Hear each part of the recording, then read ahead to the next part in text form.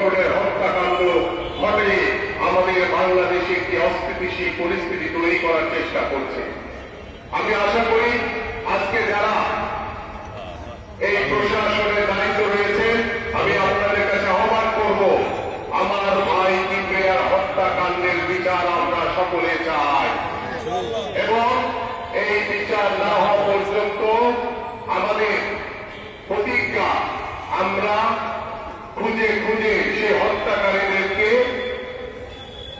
খুঁজে আমরা তাদেরকে বিচারের আওতায় এনে অবশ্যই আমরা সেই বিচার কার্য সম্পন্ন করব এবং আমরা সকলেই আমার ভাইয়ের জন্য আপনারা যারা এখানে উপস্থিত হয়েছেন, আমি আপনাদের সকলের কাছে দোয়া কামনা করি এবং আল্লাহ পাক যাতে আমার ভাই গোলাম কিবরিয়াকে জান্নাতের উচ্চ মকাম দান করে।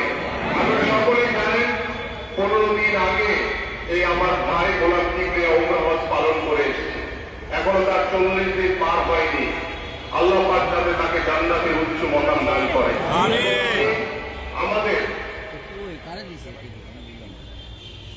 বাংলাদেশ জাতীয়তাবাদী যুব দলের কেন্দ্রীয় সংসদের সংগ্রামী সভাপতি আব্দুল মোনায়েম মুন্নাকে কিছু বলার জন্য বিনীত অনুরোধ করছি।